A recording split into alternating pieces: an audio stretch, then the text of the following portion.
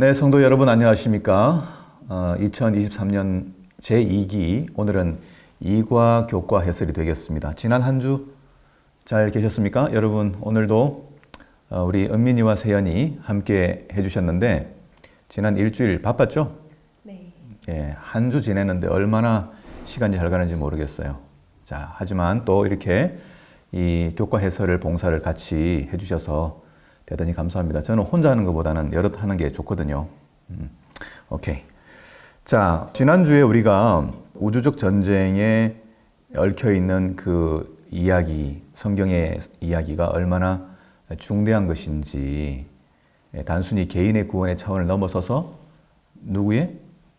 하나님 자신의 그 명예와 또 하나님 자신의 그 정당함을 이렇게 우주 속에 드러내야 하는 그 큰 과제를 이해한 가운데 우리의 선택들, 결정들이 중요하다. 그런 말씀을 나눴는데 기억나나 모르겠네요. 기억납니다. 기억납니까? 우리가 지난주에 또 배웠지만은 또 말씀 안에 살고 뜻대로 살려고 했지만 또 넘어지기도 하고 실수하기도 하고 또 부족한 점이 많았죠. 하지만 다시 이번 교과를 통해서 하나님의 능력을 의지하는 그런 시간이 되면 좋겠습니다. 자, 이번 주 교과 제목은 뭐죠? 결정의 순간입니다. 네, 결정의 순간 이렇게 번역이 되어 있는데 영어 제목을 보니까 A Moment of Destiny 그렇게 되어 있더라고요. 문자적으로 보면 무슨 시간이에요? 운명의 시간이에요. 운명의 시간. 운명의 시간 가져봤어요? 한번? 운명의 시간. 대학을 들어갈 때 어디로 갈 것인지 등등 누구랑 결혼할 것인지 어디 가서 이사해서 살 것인지 뭐 외국으로 갈 것인지 등등 상당히 이제 운명을 결정할 만한 중대한 그 사건들이 우리한테 있는데 오늘 제목은 우리의 영원한 운명을 결정하는 그런 결정의 순간들이 있다는 사실과 그것이 또 다가온다는 이야기죠. 자, 미리 좀 읽어보고 오라고 했고 공부를 좀 해왔을 거라고 기대하는데 공부한 다음에 어떤 키워드가 하나씩 남는지 좀 얘기해 볼 수 있을까요? 전 이 순간 최선을 다하기라는 게 제 생각에 남았던 것 같아요. 예, 그렇죠. 매일의 선택과 매일의 결정이 우리의 영원한 그 성품을 꼴짓고 하나님 편에 있는지 사단 편에 있는지 그 색깔이 점점 뚜렷해지는 그 결정의 순간이 지금이라는 거죠. 네.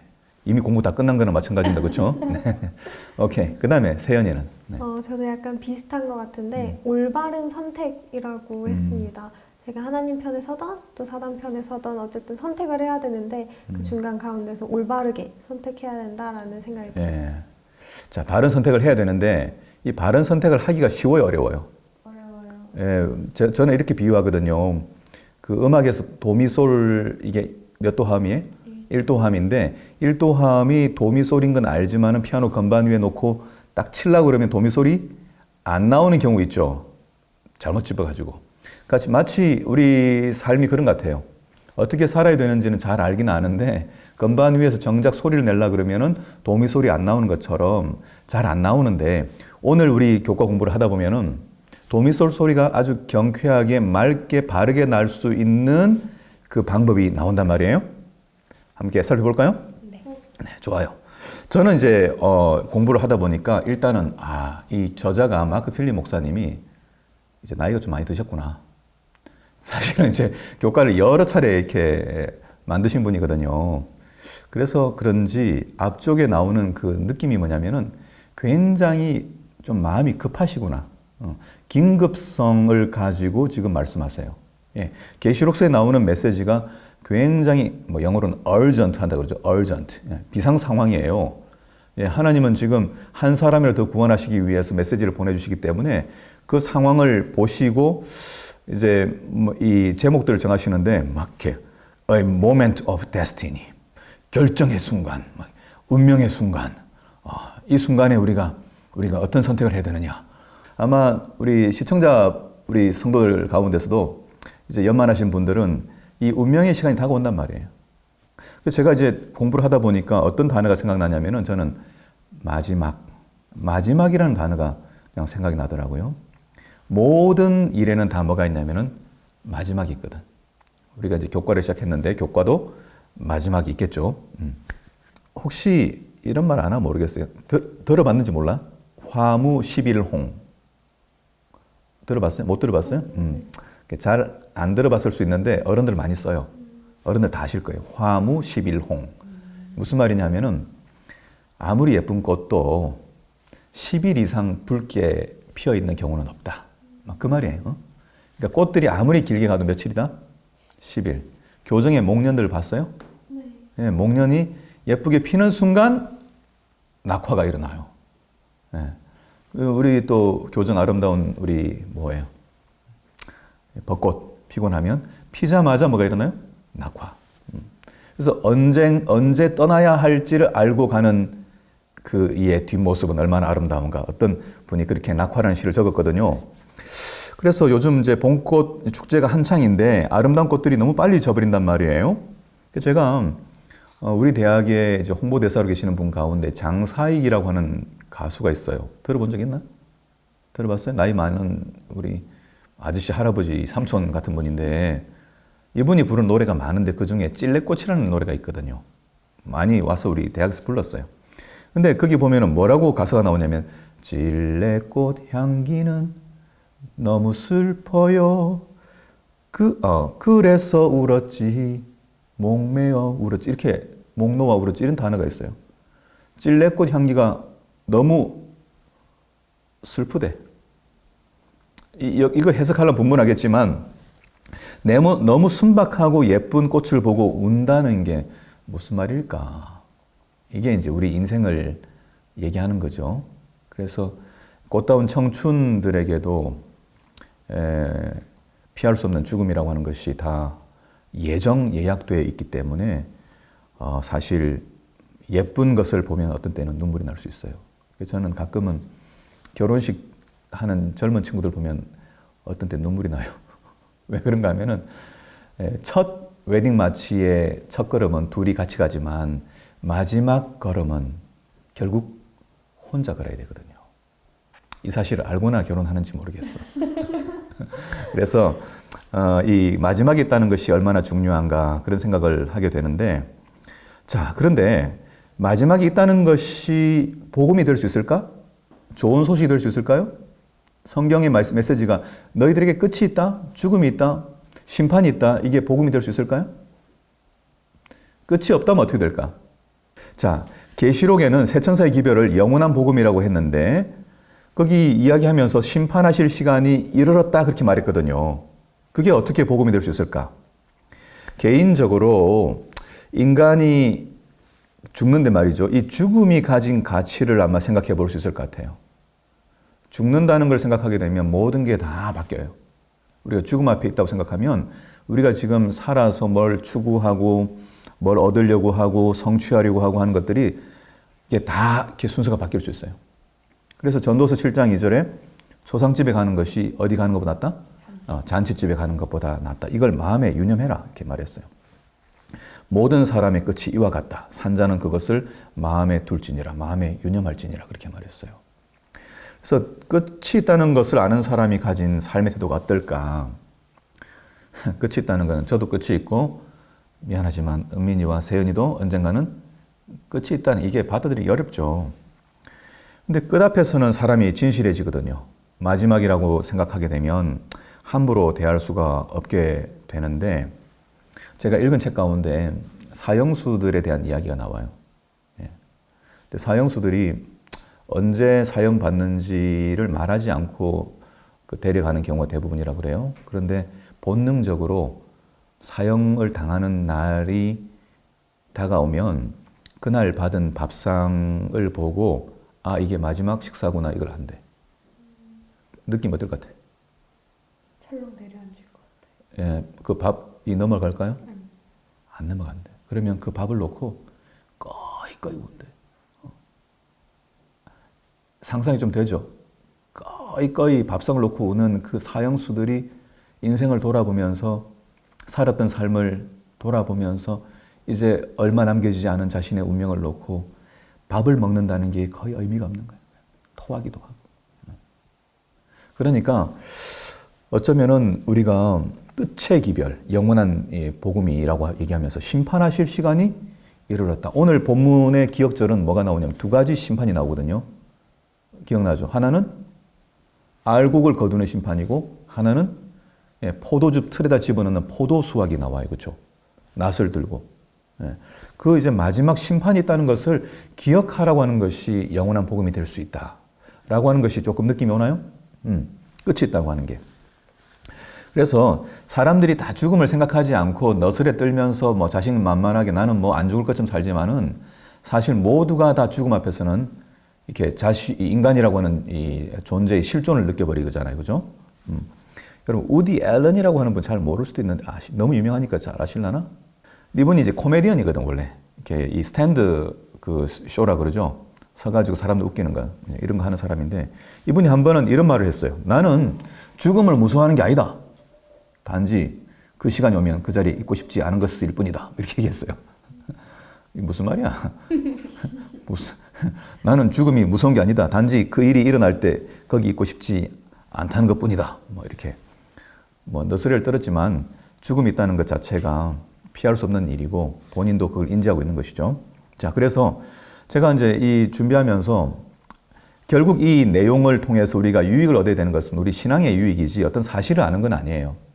그래서 제가 이제 생각해 보니까 이 내용들을 공부할 텐데 이제 그 공부의 내용들의 주제를 미리 좀 말씀드리면 끝이 있다라고 하는 이 심판의 복음이라고 하는 것이 심판이 어떻게 복음되느냐라고 하는 것인데 일단 히브리서 3장 13절의 말씀이 떠오르더라고요. 누가 한번 찾아서 읽어볼래요? 오직 오늘이라 일컫는 동안에 매일 피차 권면하여 너희 중에 누구든지 죄의 유혹으로 완고하게 되지 않도록 하라. 그러니까 오늘이라는 시간이 너무너무 중요하다. 오늘의 결정, 오늘의 선택, 오늘의 인간관계, 오늘의 메뉴 모든 것들이 다 중요하다. 그래서 마지막 죽음의 문턱에서 우리의 운명이 결정되게 되는 날이 죽음이 될 수도 있고 재림이 될 수도 있고 또 재림교인들이 믿는 것은 그 심판이 언제 진행되고 있다? 지금 진행되고 있다고 하는 사실이죠. 예. 자, 우리의 삶을 다르게 살도록 만들고 가치를 바꿔버리는 기별이 마지막 심판의 기별이라고 하는 것인데 제가 재밌는 이야기 하나 할게요. 타이타닉이라는 배가 침몰한 사건 알잖아요. 그렇죠? 영화로도 나왔고. 근데 타이타닉이 침몰할 때 이제 노약자들부터 구명정으로 이제 구명보트로 이제 먼저 구출을 하는데 거기 막 타려던 노 부부가 구명보트를 타려다가 말고 이 할머니가 뭐 잠깐만 기다려 나 다시 방에 좀 갔다 와야 돼 그러고는 객실로 가는 거예요. 안 돼 가지 마. 아니야 갔다 와야 돼. 지금 빨리 갔다 올게. 그리고 이제 가는데 물이 점점점 차오르고 막 배가 기울고 있는 상황이에요. 급히 가서 가져온 게 뭘까? 뭘 가져왔냐면 선반 위에 놓여있던 바구니 놓여있던 오렌지 두 알이 생각난 거야. 그래서 오렌지 두 알을 가지고 나온 거예요. 그리고 나오는 동안에 보니까 뭐 현금도 떨어져 있고 뭐 귀중품도 떨어져 있는데 그거 줄 생각이 없어. 왜 오렌지 들고 왔을까요? 이제 배를 타게 되면 언제 구출받을지 모르는데 그때까지 나를 버티게 만드는 것은 보석도 아니고 돈도 아니거든. 그때 죽음 앞에서 뭐가 바뀌냐면은 어떤 것이 소중한 것인지에 대한 가치가 다 바뀌어버리는 거예요. 그렇죠? 그래서 이 재림의 기별이라고 하는 것은 사실 복음이에요. 그렇지 않다면 사람들은 정신없이 살 거예요. 한 개인에게 죽음을 허락하신 것도 사실 참 슬픈 일이죠. 우리 아버지가 돌아가시고 남편이 죽고 아내가 죽고 하는 게 슬픈 일이지만은 인간적으로 끝이 아니라 우리에게 부활과 영원한 생명이 있음을 믿고 살아간 사람들은 죽음을 맞이할 때까지 한 걸음 한 걸음 순간순간 그 선택들을 주님이 원하시는 선택들을 하고 살아간다는 것이죠. 그래서 늙음이 있고 죽음이 있다는 것은 우리를 정신 차리게 만든다. 그러니까 어떤 면에서 젊을 때의 주님을 믿고 마지막 다시 말해 예수님이 재림하실 때를 기다려온 여러분들은 진짜 복된 삶을 사는 거죠. 마지막을 생각하고 끝을 생각하고 사는 거니까. 자, 그러면 이제 서론을 들어가 봅시다. 자, 서론을 보면 어떤 본문이 나오냐면은 하나님은 항상 그분의 백성들에게 말씀하셨고라고 기록하고 있어요. 자, 하나님은 뭐 하시는 분이냐? 하나님은 심판하시는 분이고 뭐 이렇게 우리를 바르게 인도하시는 분이시겠지만은 여기서 강조하고 있는 건 뭐냐면은 하나님은 뭐 하시는 분이에요? 끊임없이 말씀하시는 분이라는 거예요. 다른 말로 계시하는 분이에요. 보여주시는 분이에요. 어떤 것이 진리이며 어떤 것이 바른 삶인지를 보여주는 거예요. 그래서 계시록이라고 하는 표제 자체가 아포칼립스라는 영어 단어죠. 또는 헬라에서 온 것인데 아포칼립스라고 하는 이 단어의 뜻이 뭐냐면은 커튼을 열어가지고 뒤에 있는 진상, 실제 모습을 보여준다는 거예요. 그래서 하나님은 이 세계가 어떻게 움직이며 하나님의 세계가 어떤지를 뭐 하시는 분이냐면은 보여주시는 분이라는 거예요. 들려주시는 분이라는 거예요. 그래서 요한계시록에서는 특별히 이제 7교회에 보내는 권면 계시록 2장 3장을 보게 되면 반복해서 나오는 이야기가 뭐냐 읽어보시겠지만 뭐가 나와요? 귀 있는 자는 누가? 성령이 교회들에게 하시는 말씀을 뭐 할지니라? 들을지니라. 문제는 듣지 못하는 게 문제인 거예요. 우리 일상이 너무 바쁘고 또 이렇게 여러 가지 일들에 휘말리다 보니까 사실은 하나님은 말씀하시지 않는 순간이 없거든요. 뭐 교과를 성경 공부를 통해서도 말씀하시고 사람을 통해서도 말씀하시고 설교를 통해서도 말씀하시고 또 천연계를 통해서 말씀하시고 양심을 통해서 말씀하시고 끊임없이 우리가 꽃처럼 새들처럼 행복하게 살기를 원하시거든요. 그런데 우리가 욕심의 노예가 돼가지고 그 음성을 듣지 못하는 것이죠. 그래서 하나님은 얼마나 우리에게 자신이 가지고 계신 하나님의 생각을 드러내기를 원하시느냐. 제가 생각나는 성경 말씀이 있는데 이사야 65장 1절 말씀을 보면은 나는 나를 구하지 아니하던 자에게 물음을 받았으며 무슨 말이에요? 안 찾았는데도 물어봤니? 이렇게 하는 거죠. 성경절 그거죠? 나를 찾지 아니하던 자에게 찾아남이 되었으며 안 찾았는데 찾았어요? 이렇게 얘기하는 거예요. 그죠? 내 이름을 부르지 아니하던 나라에게 내가 여기 있노라. 내가 여기 있노라. 안 찾았는데도 뭐라고요? 나 여기 와 있어. 나 여기 와 있어. 이렇게 말하신다는 거예요. 제가 어릴 때 이제 아이들하고 숨바꼭질 해봤거든요. 이제 누가 숨냐면은 아이가 숨을까 아빠가 숨을까? 아이가 숨으면 다 알죠 우리가. 그러니까 아빠가 숨어요. 그리고 찾는 거는 아이들이 숨어요. 찾아요. 근데 아이들이 찾으러 다니는데 이제 아이가 찾다 아빠는 이제 대충 숨으면 확실히 숨을 수 있죠. 근데 찾다가 못 찾으면 어떡해? 막 아빠 어디 있어? 막 이렇게 하죠, 그죠? 그럼 누가 안타까워? 아빠가 안타까워요, 그죠? 왜 숨바꼭질 재미는 뭐니까? 찾는 재미 있으니까. 근데 애가 못 찾으니까. 그럼 어떻게? 아빠는 적당한 사인을 주죠. 뭐? 이렇게 하면서 아이가 이제 소리 나는 쪽으로 오죠. 와서 자기가 스스로 이렇게 문 뒤에 숨어 있는 아빠를 보고 난 다음에 뭐라 그래? 찾았다. 아빠 여기 있다.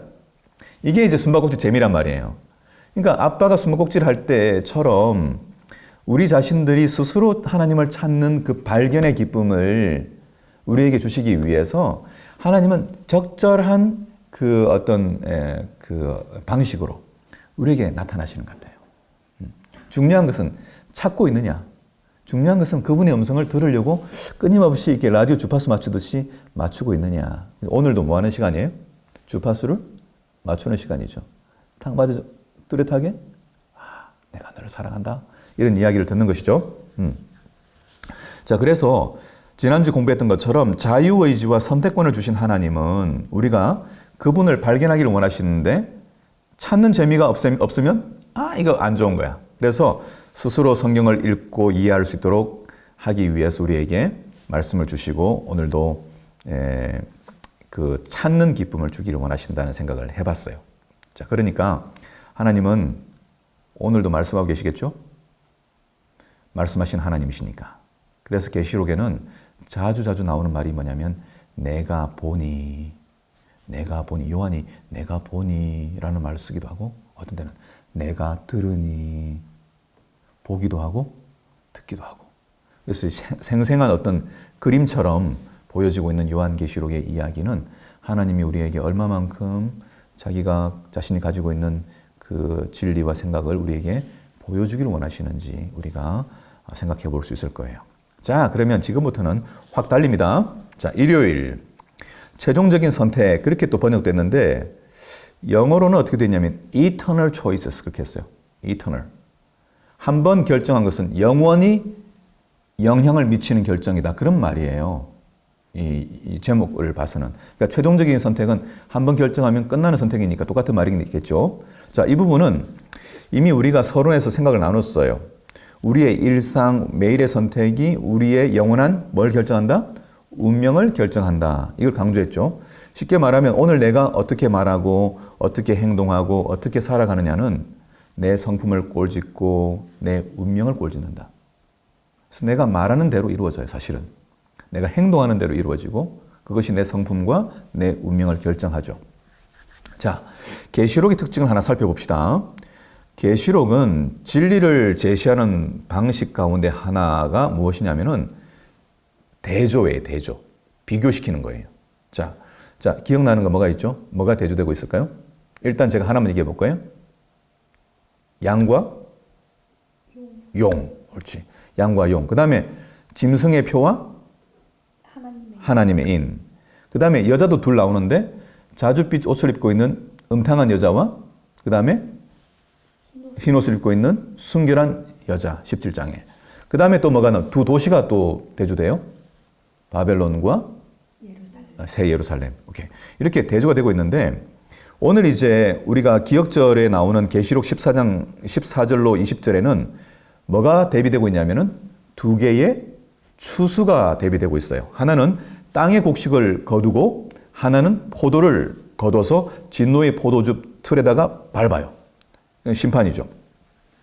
자, 우리가 아는 것처럼 마태복음 13장 39절에서 추수 때는 뭐라고 그랬냐면 세상 끝이다 그랬어요. 자, 예수님이 말씀하시는데 하나님의 은혜의 구원이 맞춰지는데 언제 맞춰지느냐?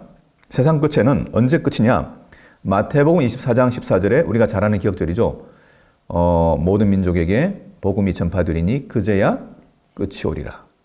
자, 이 복음이 전해지는 마지막 세상 끝에 있는 이야기를 묘사하면서 마가복음 4장 29절에는 뭐라고 되어 있냐면은 열매가 익으면 곧 낫을 대나니 이는 추수 때가 이르렀음이라 그렇게 말했어요.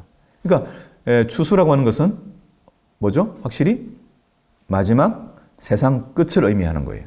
자, 문제는 뭘까? 문제는 곡식의 추수에 참여할까 내가 아니면 포도 추수에 포함될 것이냐. 이게 문제예요. 그죠? 자, 성경에서 열매라고 하는 것은 무엇을 나타내냐? 열매. 우리가 하나님의 열매 맺는다. 성령의 열매. 이거 뭐죠? 예, 이거는 뭐 성령 열매 다 외우잖아요. 사랑과 희락과 화평과 오래 참음과 자비와 양성과 충성과 온유와 절제. 다 알면서 그죠? 우리 몰라서 그런 거 아니에요. 그죠? 자, 9가지 열매인데 이게 다 뭐예요? 자비, 사랑, 오래 참음 다 뭐에 관련된 거예요? 행동이기 전에 뭐죠? 성품, 태도를 의미하는 것이죠. 그래서 열매, 성령의 열매는 인간의 성품에 대한 것인데 우리가 늘 매일의 삶에서 관심을 가지고 잊지 말아야 할 어떤 중대한 사안이 무엇이냐면은 내가 어떤 사람이 될 것이냐 하는 부분이에요. 내가 어떤 행동을 하느냐가 아니라 내가 얼마나 좋은 사람이 될 것이냐. 내가 얼마나 하나님의 형상을 닮은 아름다운 사람이 될 것이냐. 그래서 하나님 사람에 닮은 언어. 제가 아까 방송 들어가기 전에 뭘 하고 싶었냐면은 우리 은민이하고 세연이를 키운 부모님은 참 행복하신 분이다. 내가 칭찬 한번 하고 싶었어요. 왜냐하면은 야, 이렇게 제가 오기 전에 밥도 먹고 이렇게 했는데 참 이렇게 키운 부모님들은 얼마나 행복하실까 그런 생각이 들었어요. 왜? 훈련된 성품, 너무 아름다운 성품이 보이거든. 아닌가? 자, 그래서 이 성품이 꼴지워지는 것이 곧 뭐냐면 열매이기 때문에 뭘 거둬? 우리의 열매를 거두는데 성품이 아름다운 곡식이면 하나님 곁에 가는 것이고 성품이 다른 사람을 취하게 만들고 괴롭히는 이게 포도가 요한복음 15장에 좋은 걸로 나오지만 여기서는 이제 저주의 심판이니까 또 다른 악한 성품이 되면 이건 포도즙 틀에 밟혀가지고 으개져서 사라지는 운명이 된다는 거예요.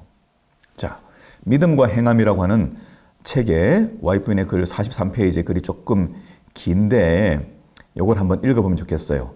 진리의 빛을 가지고 있는 이 내용 보면서 어떻게 하면은 인간의 성품이 하나님 같은 성품으로 변화될까 한번 은민이가 읽어줄래요? 진리의 빛을 가지고 있는 어떤 사람도 하나님의 계명을 범한 자로서는 하나님의 도성에 들어갈 수 없다. 그분의 율법은 하늘과 땅에서 하나님의 나라의 기초가 된다. 만일 그들이 고의적으로 지상에서 하나님의 율법을 짓밟고 경멸하면 그곳에서도 동일한 일을 하도록 그들을 천국으로 데려가시지 않을 것이다. 그리스도께서 오실 때에 품성의 변화는 없다. 은혜의 시기 동안에 품성 형성이 계속되어야 한다. 네. 그러니까 지금은 뭐 하는 시기냐면 열매가 익는 시기예요. 그죠? 열매가 익어가는 시기예요. 그러니까 우리의 인생이라고 하는 시간은 무엇이냐면은, 진짜 탐스러운, 정말 아름다운 사람이 되어가는 과정이라는 것이죠. 그 시간이라는 거죠. 그래서 우리가 어떻게 이제 성품이 변화되느냐? 하나님의 말씀을, 계명을 순종하는 삶을 연속해서 살아갈 때 성품이 변화된다는 거예요. 그런데 문제가 있어. 계명 순종하는 거 알겠어. 근데 계명 순종하려고 좀 해봤어요? 노력해봤어요? 저는 좀 해봤거든요. 제가 언젠가 청학리에서 살 때 애들이 어렸는데 집에 들어가서 자려고 생각해 보니까 오늘 착한 일을 한 기억이 안 나는 거라. 그 당시 제가 결심했던 게 1일 1선 하겠다. 내가 하루에 착한 일 하나를 안 하면 안 잔다 그렇게 생각했어요. 근데 기억이 잘 안 나, 뚜렷하게. 그래서 벗었던 옷을 입고 다시 주워 입고 나가려고 하니까 제 아내가 물어봤어요. 어디 가려고? 어디 가는데? 그래. 집에 들어왔던 사람 나가려고 하니까. 그래서 좀 겸연쩍잖아요. 그래서 그냥 오늘 착한 일 한 기억 안 나서 착한 일 하나 하려고. 그러니까 우리 집사람 하는 말이 뭐냐면 나한테나 잘해. 이제 한마디 들었어요. 와이프한테 잘하면 되는 건데 맞아. 그렇게 하고 나왔어요. 나오면서 뭐 할까 그러다가 차가 있었기 때문에 차를 끌고 추운 겨울이었어요. 그래서 이제 정류장에 왔더니 어떤 사람이 기다리고 있더라고. 창문을 내리고 아저씨 어디까지 가세요? 제가 모셔드릴게요. 그러니까 저를 보더니 됐어요. 가세요. 이렇게 얘기하는 거예요. 한번 이렇게 이렇게 퇴짜를 맞았어요. 이러면 안 되겠다. 다음 정류장 가가지고 보니까 또 한 청년이 이렇게 또 서 있어. 그래서 제가 이번 내려서 친절하게 해야지. 내려가지고 안녕하세요. 예, 어디까지 가세요? 제가 가시는 데까지 모셔드릴게요. 왜 그러세요? 뭐라고 해야 돼? 제가 오늘 하루 착한 일 안 해서 그런데 저를 위해 좀 착한 일 좀 하게 좀 해주세요. 하여튼 그렇게 해가지고 이 사람을 데려다 주고 오니까 좀 마음이 편해진 그런 경험이 있는데 이렇게 하는 게 율법 순종하는 거예요? 나 그렇게도 해봤어. 어떻게 해보려고? 오리를 가자면 심리 가야 되니까 그 말씀 순종하기 위해서 해보는데 아내한테는 잘 못하잖아. 그러니까 이게 모든 사람에게 잘하는 일이 불가능하잖아. 어렵잖아. 이런 일을 어떻게 그럼 계명 순종할까? 이게 이제 우리의 그 숙제예요. 그래서 뭔가 빠져 있는 거죠. 이렇게 율법 순종해야 한다, 하나님 말씀 지켜야 한다, 계명을 지켜야 한다, 우리 다 아는데 또 우리가 계시록 14장 12절에 나오는 것처럼 남은 자들은 하나님의 계명을 지키는 자라고 얘기했으니까 자, 계명 지킵시다. 안식일 철저히 지키고 일몰 시간까지 우리가 거룩하게 오락을 행치 말고 이게 다 좋은데 이렇게 하는데 뭐가 없을 수 있냐면은 기쁨이 없을 수 있어요. 왜 그럴까요? 그것을 일으키는 동기, 파워, 엔진인 근본적인 한 분이 우리 마음에 계셔야 되거든. 제가 성경 말씀 하나 소개할게요. 로마서 8장 4절에 자, 오늘 주제에서는 그 심판의 운명을 결정하는 날 우리가 오늘 어떻게 보내야 된다? 열매가 예쁘게 익도록 하루를 보내야 된다고 했는데 자, 이렇게 얘기하면 안 된단 말이에요. 그냥.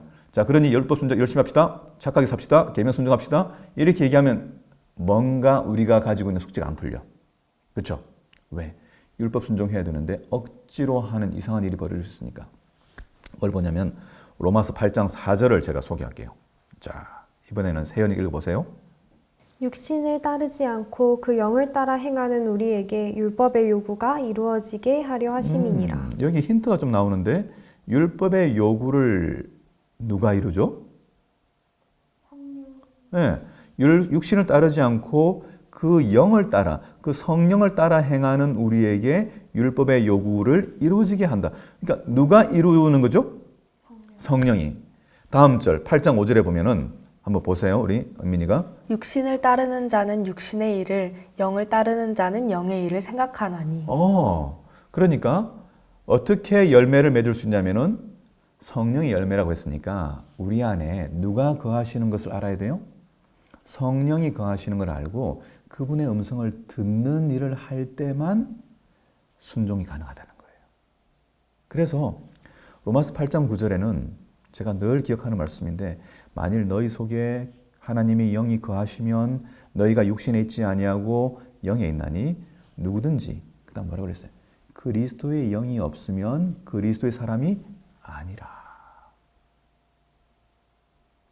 교회에 단순히 나온다고 또는 착한 일을 한다고 하나님의 자녀가 아니라 그리스도의 영, 성령이 없으면 하나님의 사람이 아니다. 그러니까 일단 우리 마음에 누가 계셔야 돼요? 성령께 계셔야 돼요. 우리 안에 누가 있는가? 누구의 지배를 받는가? 누구의 지시를 받는가? 누가 우리 안에 살아 계시는가? 우리 안에 계시는 분이 하나님이 아니면 누굴까요? 중간지대는 없어요. 그죠? 그러니까 사탄의 다른 말은 뭐냐면 나 자신, 하나님이 없는 상태가 죄의 상태거든요. 자, 그래서 계시록에 성령이 자주 등장하시거든요. 7교회 보낸 기별에도 말씀드렸던 것처럼 성령이 교회들에게 하시는 말씀을 들을지어다. 계속 나와요. 자, 일요일 제목이 영원한 선택이었는데요.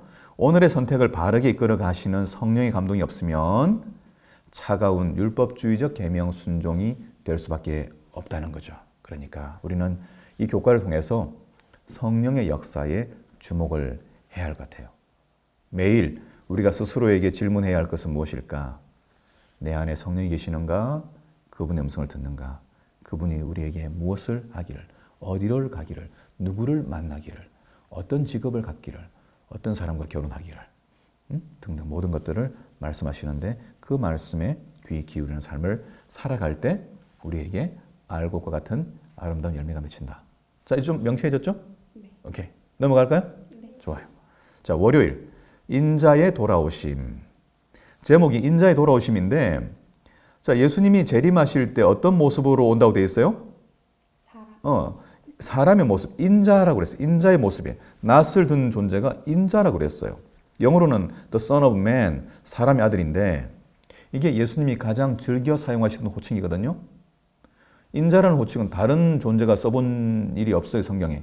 예수님이 사용했어요. 자, 예수님은 자신을 가리켜 사람의 아들이다 그랬어요. 원래 누구신데? 신, 하나님이신데 자기가 제일 좋아하는 호칭이 뭐라고? 나는 사람의 아들이에요. 동정녀 우리 마리아를 통해서 태어나신 예수님은 자신의 존재를 가리켜 하나님이시지만 뭐라고? 나는 사람의 아들이에요. 이게 무슨 의미가 있는 거예요? 왜 그 말씀을 좋아하실 것 같아요? 저희 곁에 있기를 원하셔서 저희와 다르지 않은 사람이라는 거를 인식시켜 주시려고 그쵸. 사용하신 것 같아요. 그렇죠. 예. 우리와 동질성을 가지신 거죠, 그렇죠? 우리와 같은 그 성정과 육신의 연약함을 다 경험하셨기 때문에 우리를 동정하실 수 있는 분이고 우리를 잘 이해하는 분이야, 그죠? 내가 누구보다 너희를 잘 알아. 이걸 강조하는 거죠. 우리 약점도 알고. 예. 그래서 예수님이 가지신 또 다른 이름이 임마누엘인데, 그죠? 하나님이 우리와 함께 계신다. 자, 그래서 구약 성경에 성소 제도가 그런 의미가 있는 거예요. 출애굽기 25장 8절에 성소를 주신 이유가 뭐냐? 그들 중에, 백성들 중에 거할 성소라 그랬어요. 그러니까 하나님이 인간 위에 계시거나 저 멀리 계시는 것이 아니라 인간 사이에 텐트를 치고 같이 장막에서 거하신다는 거예요. 마치 아내와 남편이 결혼해서 사는 것처럼. 그래서 이 성경에서 발견되는 이 예수님의 칭호, 인자라고 하는 것은 그냥 뭐 인자는 뭐 이렇게 예수님이 자주 말씀하셨는데 그 인자 속에 예수님의 마음이 어떤 마음인지 우리 유추해 볼 수 있죠. 나는 누구보다 너희를 잘 알아. 누구보다도 배고픔을 알고 그 다음에 어려움을 알고 갈등을 알고 시험과 유혹도 받으셨고 이 모든 것들을 이해하고 있는 예수님이 우리 곁에서 우리의 모든 문제들을 도우시고 해결해 주시는 분이라고 하는 의미죠. 그렇죠? 그래서 우리가 이제 어떤 삶을 살아야 되느냐에 대하여 고민해 보면 우리가 이제 죄를 이렇게 안 지어야 되는데 죄를 안 짓는 방법을 사람들은 자꾸 이렇게 결심하는 거라든지 뭐 이렇게 노력하는 거로 생각할 수 있어요. 그런데 로마서 1장 28절에 보면은 죄에 대한 가장 명확한 정의가 나오는데요. 자, 한번 찾아보겠어요. 로마서 1장 28절. 자, 이번에 은민이 읽어볼까요? 또한 그들이 마음에 하나님 두기를 싫어하매 하나님께서 그들을 그 상실한 마음대로 내버려 두사 합당하지 못한 일을 하게 하셨으니. 자, 합당하지 못한 일 목록들이 그 다음에 쭉 나오거든요. 29절부터. 그러니까 죄의 행위들은 왜 나오는 거예요? 그 이유가? 뭐 때문에 그래요? 하나님이 마음에 없기 때문에. 마음에 하나님이 안 계시기 때문에. 마음에 하나님 두기를 싫어하면 자동적으로 어떤 열매가 맺히냐면은 악한 열매가 맺힌다는 거예요. 그러니까 선한 열매를 맺을 수 있는 방법은 뭐예요? 성령이 우리 마음에 계신 것처럼 하나님이 우리 안에 거하시면 돼요. 그걸 기뻐할 수 있느냐? 근데 안 좋아하는 사람을, 안 좋아하는 존재를 우리 마음에 모시거나 품을 수는 없어요. 그런데 우리가 성경에서 발견한 하나님 어떤 분이에요? 자기를 희생하시는 분이란 말이에요. 죄인을 위해서라면, 죄인이라고 하는 건 사실 없어도 되거든. 쓸모가 없거든. 그런데 죄인을 위해서 목숨을 버리실 수 있는 그런 하나님. 좋으니까 마음에 모시는 거죠. 그래서 하나님께서 우리 안에 계시는 것을 즐거워하는 사람들이 말씀을 순종하게 되는 거죠. 그러니까 조금 전에 봤던 것처럼 결국 성령께서 우리 마음에 거하시는 것을 기쁘게 받아들이고 그분의 음성을 듣고 살아가는 삶을 살아가느냐. 이것이 이제 인자로 오신 예수님 속에서, 모습 속에서 저를 이해하신 하나님, 저를 아시는 주님, 제 안에서 제가 가지고 있는 모든 문제를 이끌어 주시고 해결해 주세요 라고 하는 자발적인 그런 초청을 할 수 있겠죠. 그래서 심판하시는 분이 인자라고 하는 것이 얼마나 좋은지 다음 인자 이야기는 화요일에 계속 나옵니다. 자, 화요일 하늘의 심판. 먼저 구름 이야기가 나오는데요. 예수님이 구름 위에 앉아 계세요. 그렇죠? 오늘 기억절 속에 승천하실 때도 구름이 예수님을 가렸어요. 그리고 예수님이 재림하실 때도 구름 타고 오세요. 하나님의 현현은 언제나 구름이 동반되거든요. 구약 성경도 마찬가지예요. 레위기 16장 2절에 보면은 지성소 안에 하나님의 시은좌가 있는데 그 위에 뭐가 있냐면 구름이 늘 떠 있어요. 하나님이 함께 하신 구름이 있어요. 광야에서도 구름 기둥이 백성들을 인도해요. 시내산에서 모세가 계명을 받을 때도 구름이 산 위에 있었어요. 그러니까 하나님이 등장하실 때마다 구름이 있기 때문에 구름을 타고 오시는 예수님은 누구라는 말이에요? 그 인자는 하나님이시다. 그분은 우리가 알고 있던 단순한 사람이나 좋은 뛰어난 스승이 아니라 하나님이셨다는 거예요. 자, 그런데 이 심판을 하시는 하나님이 하늘에 심판을 하시는데 심판을 하시는 하나님이 누구시다? 인자라는 거예요. 우리가 얘기했던 것처럼 이게 얼마나 우리에게 다행스러운 일인지 몰라요. 그렇죠? 예수님이 이 땅에 계실 때 누가 용서를 받고 누가 새 삶을 살았죠?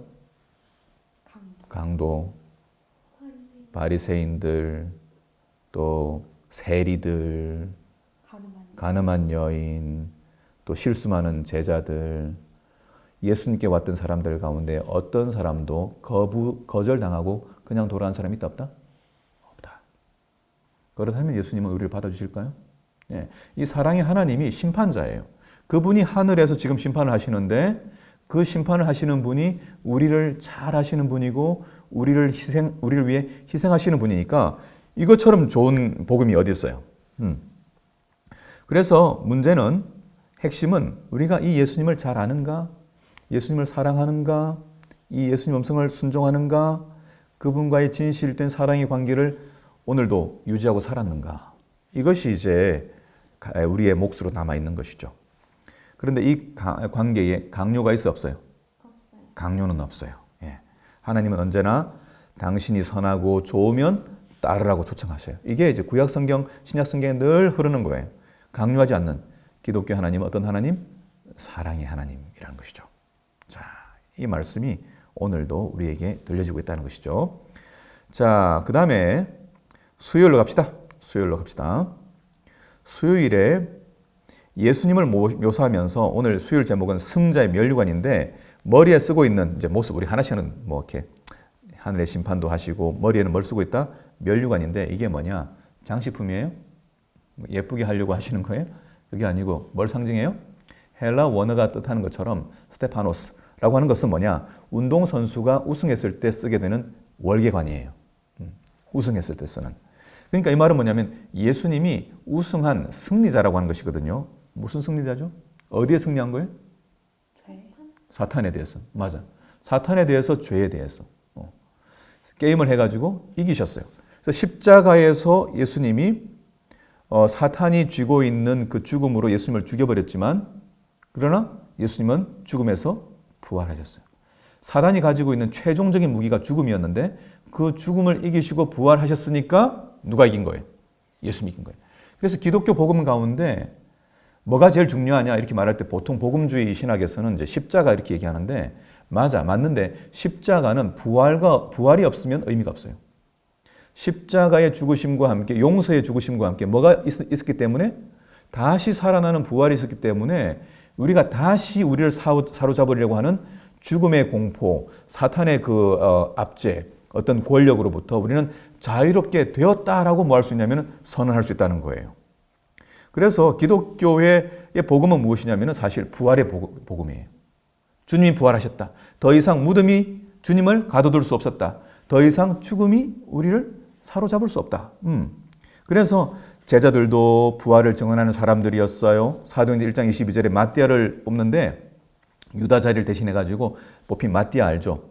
마띠아를 뽑는 이유가 뭐냐면은 예수님의 부활을 증언하는 사람으로서 한 사람 필요하다 그렇게 말했어요. 바울도 왜 투옥당했느냐? 예수님의 부활을 증거하다가 투옥당했다고 사도행전 23장 6절에 기록하고 있어요. 그러니까 사도행전에서 제자들에게 있어서 복음은 뭐예요? 부활이야, 부활.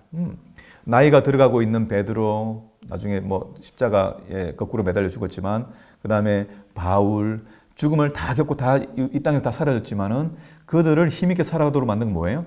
영원히 하나님으로부터 끊어지게 만드는 몇째 사망? 둘째 사망으로부터 우리가 해방되었거든. 하나님으로부터 끊어지게 만드는 그 사망의 그 권세를 쥐고 있던 이 사단을 깨트리고 둘째 사망을 이기고 나오셨기 때문에 이게 이제 제자들에게는 복음이었고 교회의 복음이었어요. 그래서 오늘도 사실 복음이 뭐냐면은 우리 한 번의 인생으로 끝나는 것이 아니라 부활이 있다고 하는 소망이 이게 복음이에요. 자, 예수님이 부활하셨으니까 우리도 부활할까요? 어떻게 믿을 수 있지? 고린도전서 15장 20절에 보면은 그러나 이제 그리스도께서 죽은 자 가운데서 다시 살아나사 잠자는 자들의 뭐가 되셨다 그랬냐면 첫 열매가 되셨도다 그랬어요. 첫 열매니까 무슨 열매도 있겠어요? 두 번째, 세 번째, 네 번째도 있겠죠. 예수님이 부활의 첫 열매가 되신 것이니까 그를 믿는 모든 사람들은 두 번째, 세 번째 다른 부활의 열매가 되겠죠. 그래서 예수님의 부활은 우리의 삶 속에서 이미 씨앗이 뿌려졌어요. 우리의 삶 속에서 부활의 생명의 씨앗이 있어요. 제가 나중에 말씀드리겠지만 지금 볼까요? 요한일서 3장 9절에 보면은 하나님께로부터 난 자마다 죄를 짓지 아니하나니 이는 하나님의 씨가 그의 속에 거함이요 그도 범죄하지 못하는 것은 하나님께로부터 났음이라 그랬어요. 여기 보니까 하나님의 씨가 있다고 그랬어요. 그 씨가 뭘까? 이 3장 요한일서 3장 마지막 절에 가면은 24절인데 그의 계명을 지키는 자는 주 안에 거하고 주는 그의 안에 거하나니 우리에게 주신 뭐로 말미암아? 성령으로 말미암아 그가 우리 안에 거하시는 줄을 안다 그랬어요. 그 씨가 뭘까요? 성령. 예, 우리 안에 거하시는 하나님의 씨앗이에요. 하나님은 그에게는 뭐가 없어요? 죽음이 없어요. 영원하신 분이에요. 그러니까 우리의 육신은 죽더라도 우리 안에 거하시는 성령께서 우리에게 꼴지어 가시는 성품은 영원히 남아요. 그러니까 그 씨앗만 있으면 부활을 하거든요. 이게 고린도전서 15장에 나오는 이야기예요. 나중에 좀 살펴보세요. 씨앗을 심는 이야기 한다고. 그래서 모양은 씨앗에는 무 모양이나 배추 모양이 없지만 딱 심으면 나중에 배추, 무 다 나오는 것처럼 우리의 모양은 흐트러지고 사라지겠지만은 씨앗이 있으면 우리가 가지고 있는 개성과 우리의 외모가 부활해가지고 그대로 모양을 갖추게 되는 것. 자연 속에서 맨날 보잖아요. 그러니까 중요한 건 뭐가 있어야 돼? 씨. 하나님의 씨가 있어야 되는 거예요. 자, 목요일에 씨 이야기 나온다. 그죠? 모든 씨앗은 뭐 한다? 열매를 맺는다. 자, 씨 얘기 잘 말한 거 맞죠? 요한계시록 14장에 나오는 두 가지 수확 우리가 봤는데 포도즙 틀에 들어갈 것이냐 아니면 알곡이 될 것이냐. 근데 재밌는 게 뭐냐면 모든 추수는 언제 해요? 다 익었어요. 충분히 익었을 때 추수하는 거예요. 요즘 농사들은 일찍 따가지고 저기 외국으로 보내고 하지만 그 정상적인 거 아니고 충분히 익었을 때 곡식을 거두는 거예요. 자, 봅시다. 계시록 14장 15절에 뭐라고 되어 있죠? 당신의 낫을 휘둘러 거두소서 땅의 곡식이 다 익어 거둘 때가 이르렀음이니이다. 땅의 곡식이 어떻게 됐다? 다 익어. 18절 읽어줘요. 세연이가. 내 예리한 낫을 휘둘러 땅의 포도송이를 거두라. 그 포도가 익었느니라. 뭐 했다? 익었다. 모든 것이 뚜렷해졌을 때 추수가 이루어져요. 그래서 계시록 22장 11절, 12절에 뭐라 되냐면 불의를 행하는 자들은 그대로 불의를 행하고 더러운 자는 그대로 더럽고 의로운 자는 그대로 의를 행하고 거룩한 자는 그대로 거룩하게 하라. 보라, 내가 속히 오리니 내가 줄 상이 있어 내게 있어 각 사람에게 그가 행한 대로 갚아주리라. 지금은 어떤 시간일까? 우리가 보낸 오늘 하루도 어떤 시간인가 하면은 내 열매가 뚜렷하게 익어가는 시간이었어요. 그게 알곡으로 익어가든지 아니면 포도송이로 익어가든지 우리의 운명이 뚜렷해지는 시간이었다는 거예요. 재판이라고 하는 것은 언제 선고를 내리느냐? 다툼의 여지가 다 사라졌을 때 그때 선고를 내려요. 하나님은 지금 열매를 거두러 오실 건데 언제 오시느냐? 우리가 뚜렷해졌을 때. 그죠? 우리의 성품이 뚜렷해지기를 기다리고 계시는 거거든요. 자, 그러니까 뭐 질문 하나마나 어떻게 뚜렷해져야 돼? 하나님이 원하시는 방식대로 아름다운 성품이 맺히도록 누가 우리 안에 계셔야 돼요? 성령께서 우리 안에 거하시는 삶을 살아가는 그 일을 하는 오늘의 선택이 뭐다? 운명을 결정하는 순간이다. 이게 오늘의 주제. 자, 그러니까 우리가 오늘 어떻게 살아야 하는지에 대해서 생각해 본 시간이었다고 생각이 됩니다. 자, 오늘 공부를 하는 동안에 어떤 분이 한 가지 질문이 있을 수 있어요, 여전히. 자, 우리가 십자가에서 완전한 용서를 받았고 구원을 받았는데 투쟁이 있어 없어요? 이거 뭐야? 구원하셨으면 투쟁이 없이 그냥 딱 변화되면 좋겠는데 뭐가 남아있어? 성화의 과제가 남아있거든요. 우리에게 그런 이 과제가 있어요.